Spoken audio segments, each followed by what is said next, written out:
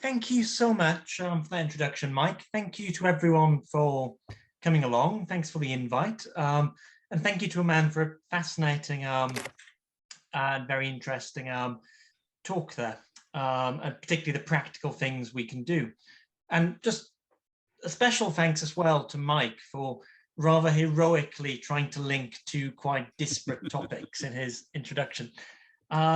He is right. I do say in this book that economically speaking, Britain is basically Portugal with Singapore in the bottom corner. At the moment, I live in Hertford, the Singapore bit, in terms of GDP per head, productivity levels. The southeast of England really does look more like Singapore on an international basis.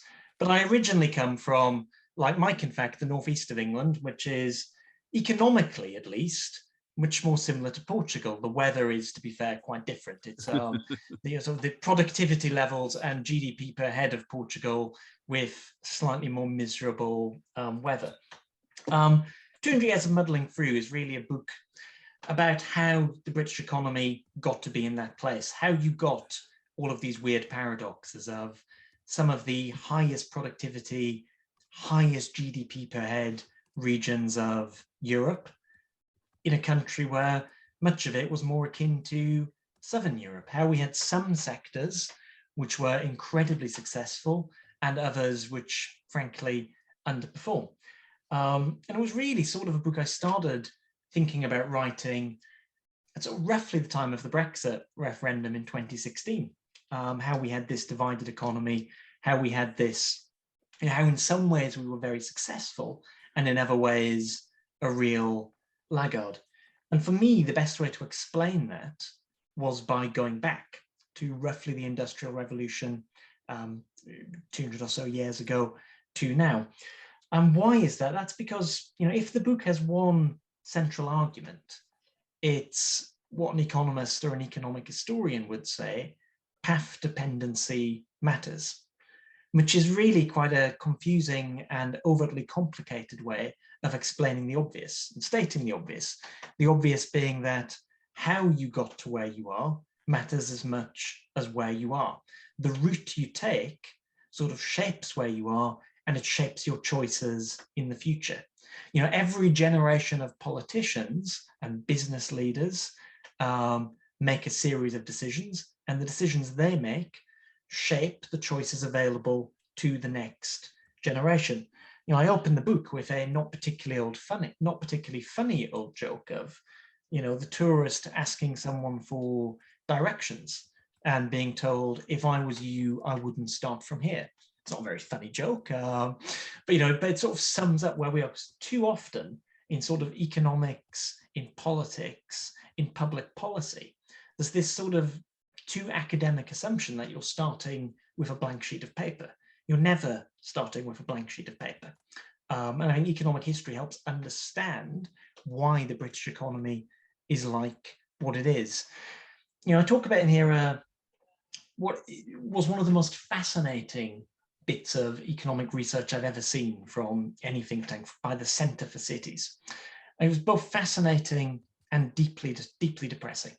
So they did it by looking at the 2011 census data and comparing that to the 1911 census. You get this sort of snapshot of how different cities across Britain had changed over 100 years.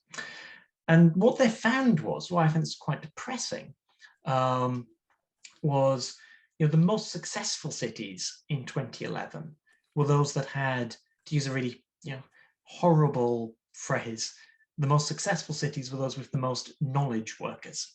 Those were the ones with the highest income per head, highest productivity levels, fastest growth, highest employment rates, highest wage levels. The more knowledge workers you had in a city, the more successful it was in 2011. The single best predictor of how many knowledge workers a city had in 2011 was how many it had in 1911. And when you sort of look at it as how much of this sort of economic outcome has essentially been baked in by what's already happened. So one more path dependency story, it's the one I really like. I'm sitting in front of a laptop here, and if I look down at the keyboard, fairly standard keyboard, QWERTY keyboard, starts Q, goes W, ERTY, etc. Most of us are used to that sort of keyboard now. But when you think about it, it's quite an odd way to lay out a keyboard. And in fact, when the first typewriters were invented in the 1860s, they laid them out in a far more logical way, A, B, C, D, E, F, G, etc. But then, quickly became apparent that you couldn't type very fast if the keyboard was laid out purely alphabetically. So they tried various different schemes until eventually in the English language, they settled on the QWERTY design. The interesting thing about the QWERTY design, though, is, it's faster than setting it out alphabetically, but it's not the fastest way you could lay out a keyboard. There were other ways to lay out a keyboard, which tests showed would increase typing speed. The reason they went for QWERTY was because it was fast, but it wasn't too fast. Because the thing about these early typewriters in the 19th century, late 19th century was, if you hit too many keys next to each other in quick succession, they had a tendency to jam. So QWERTY was designed to be quite fast, but not too fast, because you didn't want jams. By the 1930s, typewriters have improved. They're much less likely to jam, but no one wants to change the design because everyone has already learned how to type. You've got all of these professional typists who've learned on a QWERTY keyboard. So there's no demand from people who can already type to switch to a different system. So you're sort of left with this more inefficient technology. And of course, it's ridiculous that I'm sitting here looking at a laptop which has no chance at all of jamming, but we're still stuck with this older technology. And that to me is my favorite example of path dependency mattering. A decision was made in the 19th century about the best way to lay out a keyboard to allow you to type quite quickly without jamming. And here we are 150 years later, using a slightly less efficient keyboard than we could, because that's what generations of people learned to use. So that's sort of my general point about path dependency matters. How you got to somewhere matters. There's lots of examples in economics of path dependency mattering. I mean, why is the American publishing industry headquartered in New York? Plenty of overseas it could be in Chicago, which would make sense geographically for Center of America. It could be in Los Angeles, where Hollywood is and lots of the rest of the media industry.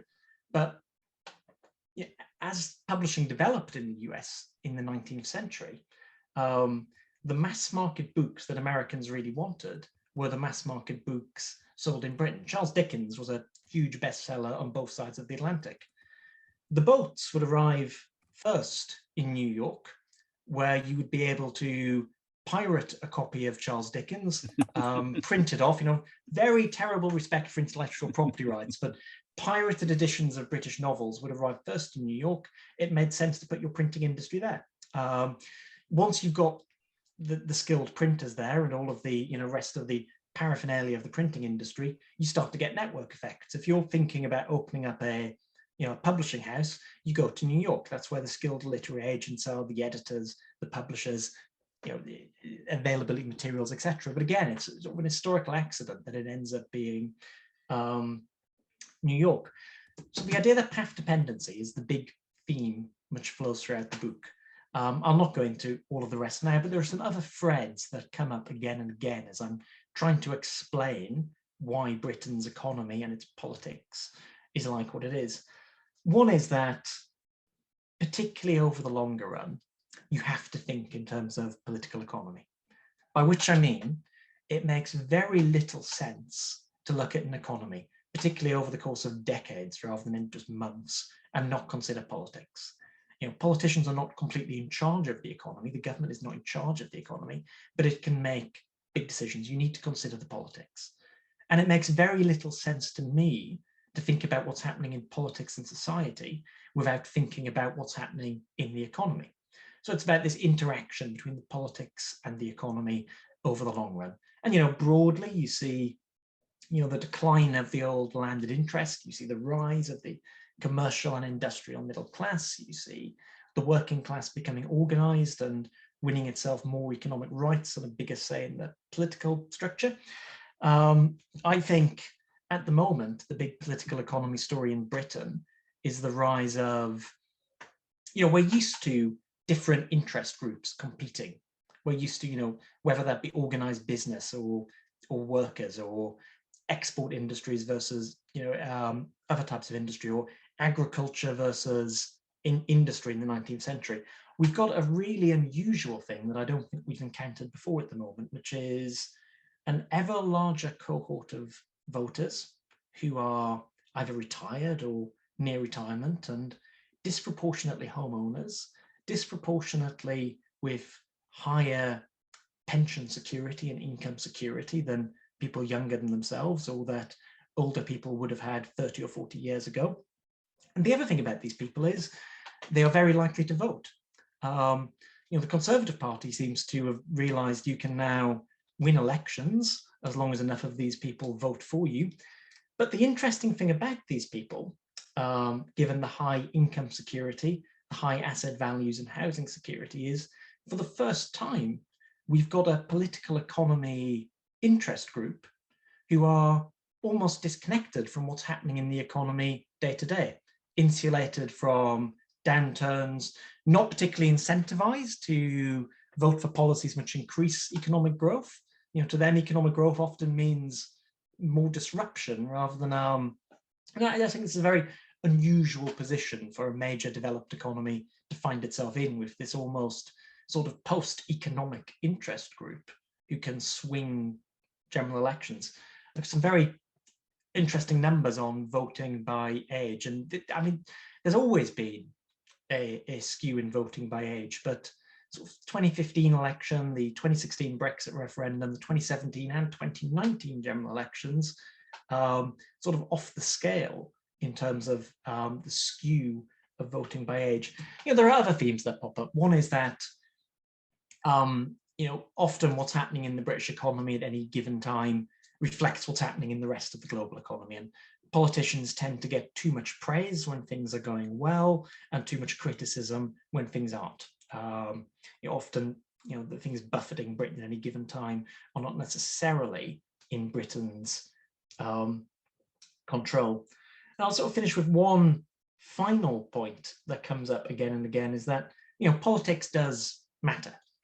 Politicians can affect the economy, but it tends to matter in a way that politicians themselves are often slightly misguided about. That politicians tend to overestimate how much impact they can have in the short run and underestimate how much impact they can have in the long run. Any given single budget can only do so much at a time. And, the media don't help themselves. The way budgets and spring statements get covered, for days at a time. One set of policy levers that you're pulling can only do so much. But over the course of 3 or 4 budgets and through wider legislation and shunting the economy down one path, you can have an impact which is felt decades later. And politicians really, in an ideal world, would be more concerned with their long-run impacts and less concerned with the day-to-day. That's my very brief introduction to the book. And my publisher would tell me off if I didn't hold it up at least once during this talk and say, it's very much a book for the interested general reader. It's not a book for economists or historians or economic historians. It was very much written as a let's talk about the history of Britain for the last 200 years and see if that helps us understand Britain today. And along the way, I will try and teach a few economic concepts for those that my publisher told me I couldn't pitch it like this, but my pitch was, this is a book for people who know that productivity and the balance of payments matter, but would like the author to remind them why productivity matters and what the balance of payments are occasionally, rather than assuming everyone knows that. Thank you so much.